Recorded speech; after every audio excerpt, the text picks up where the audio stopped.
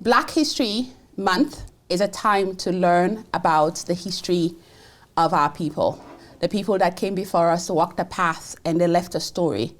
And this is a time, and of course, many other days within the year, that we are intentionally making time to learn about this history. We are also learning that there are people within our midst now, here, that are also making intentional decisions, intentional choices, intentional steps to leave a history for the future. The Dim Din Podcast, a safe space to talk about misconceptions, perceptions, assumptions, and frustrations. Join us for conversations and stories that explore how embracing our differences leads to a balanced, strong, and harmonious world. Today with me, I have one of those people who will tell us about the type of impact and story he's writing for not just us, but our future generation. Our guest today is the founder of Adom Savings and Investment in Edmonton. He's a graduate of the University of Alberta. He's a family man. He's a leader in his church and a role model. And every year, through his organization, he helps about 1,000 members in his community to file taxes for free. He's no other person than Mr. Fred Ackah. Thank you so very much for blessing the Dim Din Podcast with your presence today. Thank you too. Thank you. Wonderful, wonderful. And it's a pleasure to be interviewed and to share my story with all of you. Absolutely. Absolutely. Thank you for making time to come. You're welcome. Wonderful. And you know who I am? I am your host, Becca, a.k.a. the Cyrenaican, host of Dim Din Podcast. Mr. Fred, so you've been in Canada for a while. Yes. And while you were in Canada, you noticed a gap within your community. Yeah. And you did not decide to complain about it too much or just ignore it. You decided you had to do something about it. Yeah. And you did. Yes. Can you tell us a little bit about that gap? Thank you very much. You're very welcome. So this story started in 2008, September to be precise, where we realized that immigrants, particularly blacks, we had special financial needs in the sense that typical Canadians don't send money back home consistently. And then when you include your bills, on a month-to-month basis, there's nothing left. So buying a house, paying for credit, doing the stuff that are basic for a typical Canadian were missing. So yes, having gone through some books, understanding how the system works, initially we decided let's start up a credit union because back home, that concept is called a credit union. So we met with Alberta Deposit Guarantee, the operators of a credit union. They told us, you know what, it's just a talk. It's something that's not going to work out. So I remember telling them that I know about 75% of black people in this Edmonton do not have savings for retirement. Absolutely. Because you get the money, you spend, you send back home. There's no room to save. So we were basically having this program with the intention that we will have a place to put money down for emergency to enhance our lives as blacks. So they proposed that we should start a non-for-profit organization and open an account with Servus. Okay, with Servus Credit Union. With Servus Credit Union. Okay. Which we did. So in September 2008, we wrote our bylaws. We started with 13 individuals. Okay. Initially, of course, there was skepticism in terms of who is going to keep the money. Is the money secured? What about if somebody runs away and takes the money away? So we were deliberate in our approach by saying, okay, all monies that comes to the organization will go to the bank. Okay. We'll have 2 signatories, no debit card. So initially, on a month-to-month basis, we'll get checks from folks, and then we'll deposit. The first year, we started actual deposit in 2010, January. Okay. By the end of the year, our total revenue was around 23,000. Oh, wow. Which was interesting, and the intent was, yes, we give our loans to members, low interest rate, because it's our money. The goal was to help each other, not to enrich ourselves. So with 23,000, we didn't have anybody needing a loan. It was just minimum $100 a month. And then, obviously, questions came up. We answered, we saved some of the money as GICs with Servus. And the intent was, when somebody needs money, you are eligible to borrow 2 times the amount of your contribution at a very low interest rate. Okay. The $100 is to make it affordable for everybody without the burden of feeling that actually doing contribution. And then once you hit a level, you can borrow to buy houses. You can borrow if you have a project back home, your credit isn't good. Wow. Circumstances are not working for you. You don't need a credit history to qualify. You don't need a specific job to qualify. You just have to be a member and contribute consistently for a minimum of 6 months. Wow. So second year, the growth continued. From 23,000, we moved to over 40-something thousand the following year. Okay. And then members started coming on board. The catch was people were able to now borrow money to use or take their savings as down payment to purchase a home. And that's a gap in itself. That's a gap. Buying a home, Because saving enough for it. That is the point. Yes. For most blacks, Most of us guilty. buying a home is not an option. No. So people will now say, you know what, I've saved 6,000, I've saved 8,000, and then once they had the down payment, which is a huge gap in the black community, because when you get your salary, paying your bills, sending money back home, there's nothing to save. Nothing. Most blacks have good jobs. The issue was down payment. And then the intent was to fill that gap. And so as time went on, people were borrowing, and remember, you are borrowing 2 times the amount of your contribution. Right. And so the risk of not paying is only 50%. So in most cases, I love that. And then you need to have a guarantor who is a member, because most folks were worried that, oh, if Fred decides to go to Africa and he borrow money, how am I going to get their money? Yes, the person is guaranteed. So there was no risk to the organization. So people started buying houses. Smart. Yes. And you came up with that idea? Yes. Yes, sir. And so eventually what happened was people started buying houses.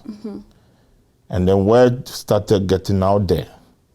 Like, if you want to buy a house in Edmonton, Adom Savings and Investment is the place to be. Ooh. And the trend started increasing. And to be honest, we don't do any advertisement. Once members started benefiting, word started going out. We're having 50 new members a year. We're having over 100,000 in contribution. And so fast forward in 2006, we realized that, okay, the amount of money that we were carrying on a month-to-month basis was too much, and it was a huge risk. So we told Servus they had a pre-authorized process where we could collect money from members' account without having to get checks. Okay. So initially they were like, okay, we don't know you guys. We are not sure whether you guys are doing the usual money laundering stuff, especially being blacks. So they decided, you know what, we had over 100, we had some money in GICs. They'll use as a security for 6 months to a year, just to make sure everything's in place. Okay. So sure. We started with 15,000 a month in terms of maximum contribution that will come. Within two months, we went to 30. Within 2 months? 4 months, we went to 40. So they called us and said, okay, what's really going on? Why all this money? Why all this money? They set up a meeting. We explained to them that, you know, people are seeing the benefit. And they're coming to us. People are coming to us. So the question is, if the current banking system is meeting the need of immigrants, Adom savings and investment should not exist. And I'm saying this to the glory of God, that back in 2023, we have over $4 million in capital. Oh my goodness. Over 400 individuals. And we've not done any communication or advert. Wow. Over 150 loans had been dispersed. Your work is speaking for you. Definitely. And then guess what? People are in affordable homes. Now they own their own homes in Edmonton. So, wow. As blacks, this is a good story. It is an amazing story. Because folks that were intended to be poor, guess what? Now have their homes. Some have rental properties. And in 2024, we had 55 new members. Most of them we don't even know, because the word out there is, if you want to buy a house, come to us. Absolutely. So it's not only Ghanaians, mostly blacks. And it's been an amazing story.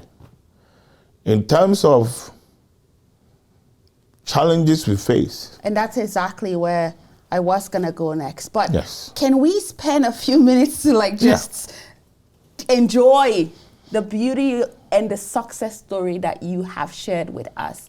Because this was, from what you said, you reached out to them and initially they thought you were not going to be able to do this. Yeah. And not only did you do it, you exceeded their expectations to the point where they started to question, where is all this money coming from? Yeah. And I can imagine at some point they may start to see you as a threat too. Oh, of course. Okay, let's go to the challenges. Okay, so so when I met Alberta Security Deposit, the first thing they told me is to open a credit union in Canada, you need a minimum of $2 million. Okay. And you need a membership of at least 150. Okay. And you and I know convincing blacks to bring their money together is an impossible task. So I told the guys, I said, okay, you're basically telling me this is not an option. And I said, okay, from my point of view, I'm going to give it a try. Now, the biggest challenge for us is the bank, Servus specifically, seeing over $2 million in capital every year. Wow. And they are wondering, why would an organization be attracting that amount of money? We've told them, guess what? These are people who believe in the concept. These are people who are benefiting. These are people who are seeing the benefit of the savings. For example, if you need your money today, we give you your check. Today? Today. No questions asked. We don't keep anybody's money. If somebody has borrowed money, they have guarantors, which means if they don't pay, the guarantors are liable. So over time, what basically happened, because it's 2 times the amount. So for example, if you have 10,000 with us, we borrow 20,000 to you. And then you are paying the 20,000. Even though you have up to 5 years to pay, technically in 2.5 years' time, you have your amount borrowing and your amount left is basically the same. So in most cases, in 2.5 years, you say, okay, guess what? I have enough contribution to offset my loan. So most people don't get to that 5 years that they're intending. And these are stuff that strategically we've put in place, knowing the folks that we manage. And to be honest with you, it is a mystery in the banking system as we speak. One time I met a lady in Servus. I was going to deposit money, and the lady was, "Oh, are you the guy that is operating a bank in Servus?" And I said, "Pardon me, what did you say?" Oh, then she backed off. Word is going around. That's they the are point. starting to call you names. Yes. And the interesting thing is a black person able to do this. And we are proving That's the part. that, you know what, we are not as dumb as people think. Ooh. And this is based on what we know of the people and where we are coming from. The big question I'll ask anybody listening is, if the CIBCs, the BMOs, the Servus Credit Union are meeting our needs, Adom has over 450 members with almost $5 million in capital as we speak. People have borrowed money. Wow. And they are paying consistently. We are looking at cash flow of over $2 million every year, where people who have contributions get their money. People who have borrowed money, they pay, because we understand the need, and it's still growing. And it's still a mystery. Wow. Some will call me and said, "Okay, what is going on?" And I'm like, "Okay, I don't hold any gun to anybody's head." People come to you. You don't even go to people at this point. That is the point. Right? But you saw a need. Yeah. You made a decision to do something about it. Yeah. You did your research. Yeah. You made sure that it was a win-win sort of like situation and not a business where you are going to charge people such a high interest rate that they will not even be able to save for themselves. And you knew genuinely, my people in this part of the world are working hard. Yeah. They are smart. Yeah. They know they do want to invest. They just need that support. The avenue. To be able to do it. Yes. And so you went in trusting that this is the missing key. Yeah. And once I hold that key and open that door, a lot of people are going to come with me. Yeah. And here they are going with you. Yes. Oh my goodness. Well done. Thank you. Salutes to you. Thank you. Thank you. Wonderful. Okay. So this is where we're at now. This is how far we've come. What is your goal for the future? Say next 2, 3, 4 years. So before I go to the goal, back in 2003, the intent was Servus is having over 100,000 of us locked up because of our pre-authorized monthly deduction from members' account. Right. Which was intended to be held for 6 to a year. Okay. And then I said, guys, it's been over 6 years.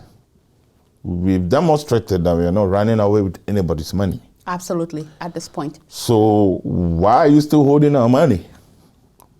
Guess what? The next email was an email to Consumer Protection with Alberta government saying, "Oh, we are operating as a credit union without being authorized." The next email was with Alberta Security Commission saying, "We are doing investment," after saving with them for over 10, 15 years. Wow. Yeah. So now they really see you as a threat. A threat. And then they are looking for every means possible to shut you down. To shut you down. It shall and not the question is, have you seen a successful business that closes? Have you seen something that's benefiting the members that should shut down?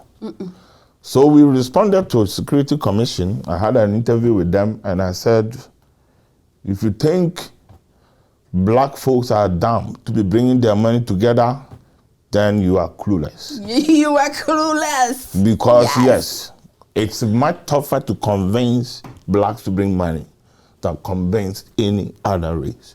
And I gave them an example. My manager back in health, she white. She found out about Adom savings and investment because every month people come to my desk, they bring checks. She asked and I explained.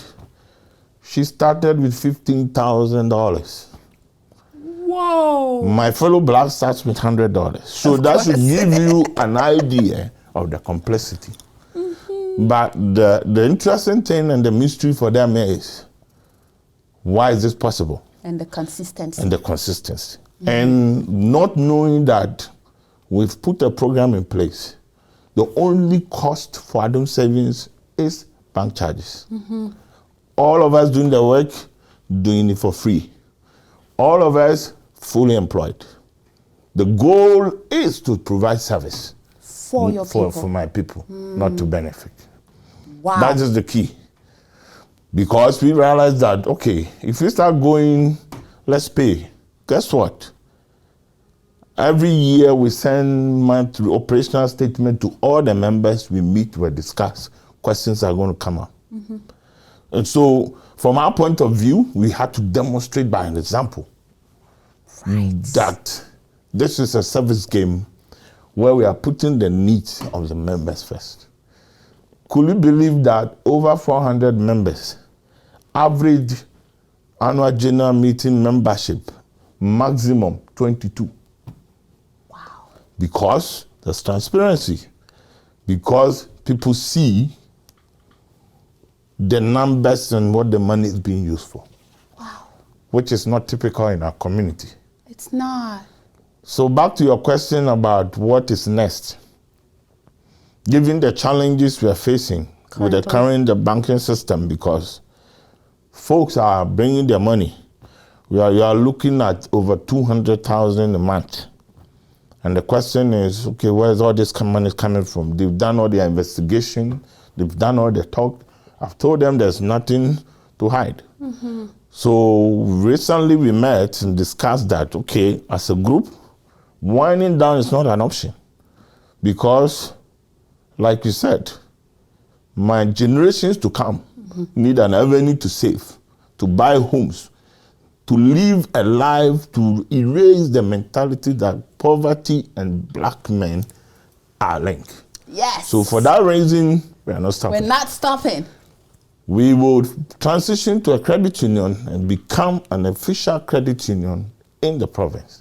Amen. And then put programs in place to continue to provide support to our folks.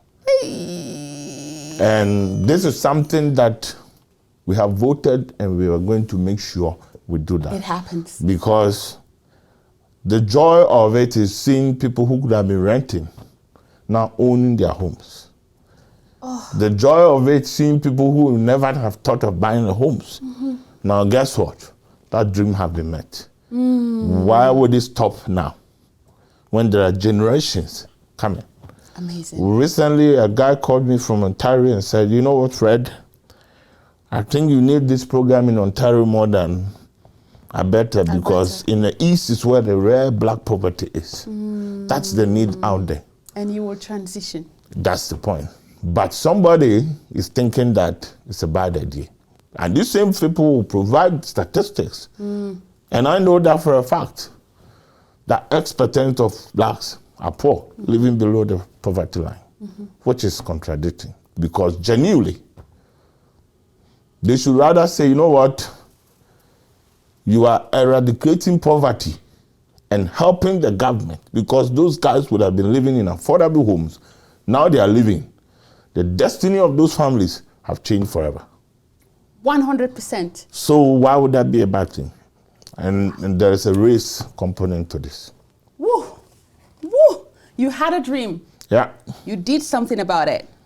And now a few people are saying, no, this should not be the story of a black man. How dare you? Yeah. This should not be your level of intelligence or your level of ability. Yes. We need you to be at a place where we can tell you what to do, how to do it, and when to do it. Yeah. And you are saying, no, this is not what I choose for me right now, for my generation or the future generation. Yes. I am writing a story, and that generation is going to be able to tell the story in the future. Yeah. Wow. Salute to you, sir. Thank you. Thank you. Thank the you. community is very grateful, and I genuinely am looking forward to coming back here to have the conversation once that credit union is fully established. Thank you. Thank you. Thank you so much for gracing the podcast. Oh my goodness. I am dancing inside with joy and excitement and energy, because this is who I know my people to be. A powerful generation that is fully aware of their space on this earth. And when I see us taking those spaces back, it sort of like just brings me into a place of, yes, Patricia, this is what we should be doing. So thank you. Thank you so very much. And to everybody who's been watching us, leave a comment. What do you think about this? Does this make sense to you? Are you looking forward to this future? And does this, to those who had a different opinion of Black people, does this tell you different? I'm looking forward to reading those comments. Black History Month it is. We continue to write history. Until our next episode, Sabe, Sandimdi. My people, we are so human, quick to judge and apportion blame. We think only about ourselves. Pointing fingers is so easy. Gossips